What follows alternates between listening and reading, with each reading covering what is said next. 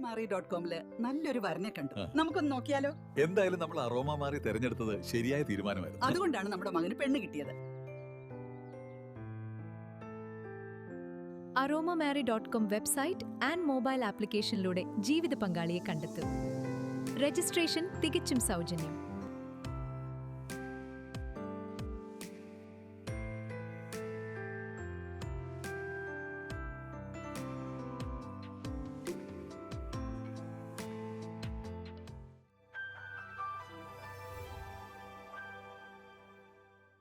സത്യവേദപുസ്തകത്തിൽ അനേക നദികളെക്കുറിച്ച് പ്രതിപാദിക്കുന്നുണ്ട്. ഉൽപ്പത്തി പുസ്തകത്തിൽ ഏദൻ തോട്ടത്തിൽ 4 നദികൾ നാം കാണുന്നു. തോട്ടം നനപ്പാൻ ഒരു നദി ഏദനിൽ നിന്ന് പുറപ്പെട്ടു. അത് അവിടെ നിന്ന് 4 ശാഖയായി പിരിഞ്ഞു എന്ന് ഉൽപ്പത്തി 2:10 നാം വായിക്കുന്നു. ഒന്നാമത്തെ നദിയുടെ പേര് പീശോൻ എന്ന്, രണ്ടാമത്തെ നദിയുടെ പേര് ഗീഹോൻ എന്നും, മൂന്നാമത്തെ നദിയുടെ പേര് ഹിദ്ദേക്കൽ എന്നും, നാലാമത്തെ നദിയുടെ പേര് ഫ്രാത്ത് എന്നുമാണ്. ഈ നദികൾ ദൈവകൽപ്പനയാൽ പുറപ്പെട്ട നദികളാണ്. ഈ നദികൾ 4 ദിക്കിലേക്കും ഒഴുകി തോട്ടത്തെ നനച്ചു. ഇവിടെ ഒരു ശാഖ 4 നദികളായി തോട്ടം നനയ്ക്കുവാൻ പുറപ്പെടുന്നു. ആദാം, ഹൗവ എന്നിവരെ തോട്ടത്തിൽ വേല ചെയ്യുവാനും തോട്ടം കാക്കുവാനും ദൈവം ആവശ്യപ്പെട്ടു. അവർക്ക് നീരുറവയെ തുറന്നു കൊടുത്തു. ആ നീരുറവകൾ അവരെ സന്തോഷിപ്പിച്ചു. അവ അവർക്ക് ഉത്തേജനവും ജീവനും നൽകി. യെഹെസ്കേൽ കണ്ട ദർശനത്തിൽ ജീവന്റെ ഉറവിടമായ ദൈവത്തിൽ നിന്നും നിത്യജീവന്റെയും പരിശുദ്ധാത്മാവിന്റെയും പ്രതീകമായ ഒരു നദി പുറപ്പെടുന്നത് പ്രവാചകൻ കണ്ടു. ദൈവാലയത്തിന്റെ ഉമ്മരപ്പടിയിൽ നിന്നും ആ നദി പുറപ്പെട്ടു. ആ പുരുഷൻ കയ്യിൽ ചരടുമായി കിഴക്കോട്ട് നടന്നു. 1000 മുഴം അളന്നു. എന്നെ വെള്ളത്തിൽ കൂടി കടക്കുമാറാക്കി. വെള്ളം നരിയാണിയോളം ആയി. അവൻ പിന്നെയും 1000 മുഴം അളന്നു. എന്നെ വെള്ളത്തിൽ കൂടി കടക്കുമാറാക്കി. വെള്ളം മുട്ടോളം ആയി. അവൻ പിന്നെയും 1000 മുഴം അളന്നു. എന്നെ കടക്കുമാറാക്കി. വെള്ളം അരയോളം ആയി. അവൻ പിന്നെയും 1000 മുഴം അളന്നു. അത് എനിക്ക് കടപ്പാൻ വഹിയാത്ത ഒരു നദിയായി.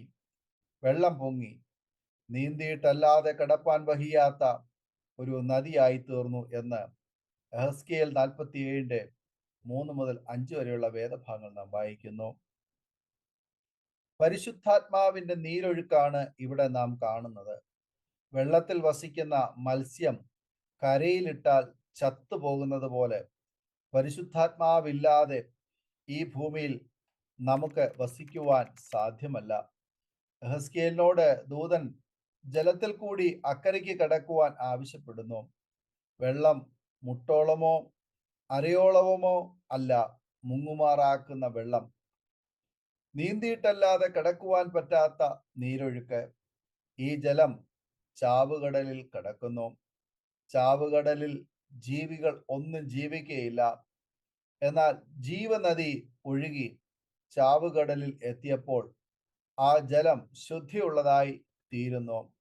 മത്സ്യങ്ങൾ ജീവിക്കുന്നു. അതിൻ്റെ തീരത്തുള്ള വൃക്ഷങ്ങൾ ജീവഫലം നൽകുന്നു.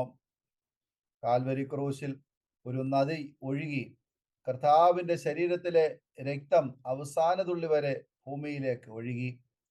ഈ രക്തം പാപികളായ മനുഷ്യരിൽ പതിച്ചപ്പോൾ അവർ ശുദ്ധിയുള്ളവർ ആയി.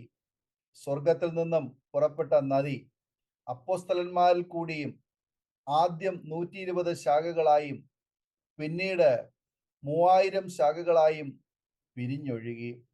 ഇത് മനുഷ്യരുടെ വരൾച്ചയെ മാറ്റി. പെന്തക്കോസ്ത് നാളിൽ ഈ നദി കവിഞ്ഞൊഴുകി.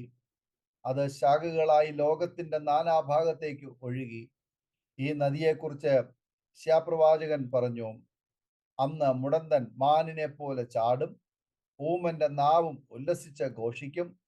മരുഭൂമിയിൽ വെള്ളവും നിർജ്ജന പ്രദേശത്ത് തോടുകളും പൊട്ടിപ്പുറപ്പെടും.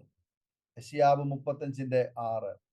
ഈ നദിയെക്കുറിച്ച് ദാവീദ് പറയുന്നു, നിന്റെ ആലയത്തിലെ പുഷ്ടി അവർ അനുഭവിച്ചു തൃപ്തി പ്രാപിക്കുന്നു. നിന്റെ ആനന്ദ നദി നീ അവരെ കുടിപ്പിക്കുന്നു. നിന്റെ പക്കൽ ജീവന്റെ ഉറവുണ്ടല്ലോ. നിന്റെ പ്രകാശത്തിൽ ഞങ്ങൾ പ്രകാശം കാണുന്നു എന്ന് 36 സങ്കീർത്തനം 8-9 വചനങ്ങൾ നാം വായിക്കുന്നു. ഈ ജീവജല നദി നമ്മെ സകല പാപവും പോക്കി ശുദ്ധീകരിക്കും. ഈ മർമ്മം യേശു ശമരിയ സ്ത്രീയോട് പറഞ്ഞു. ഈ വെള്ളം കുടിക്കുന്നവന് എല്ലാം പിന്നെയും ദാഹിക്കും.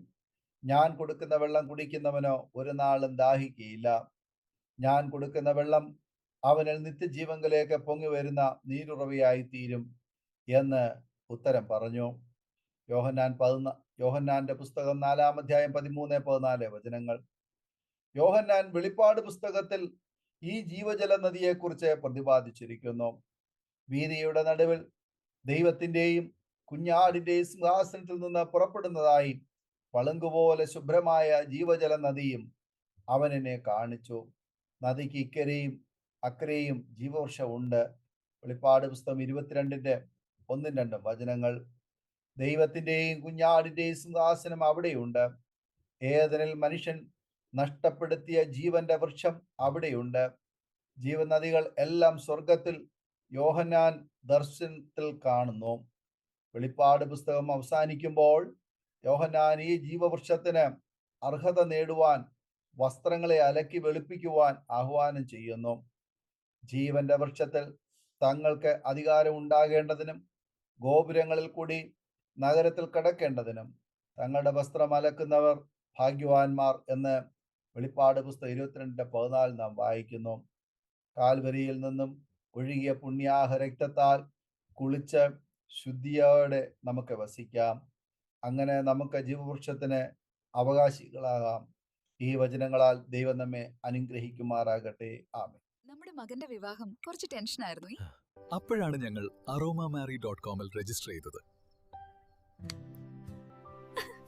അവിടെ നിന്നാണ് നമ്മുടെ മകന് നല്ലൊരു പെൺകുട്ടിയെ കണ്ടെത്തിയത്. ഇന്ന് തന്നെ aromamary.com ഡൗൺലോഡ് ചെയ്യൂ.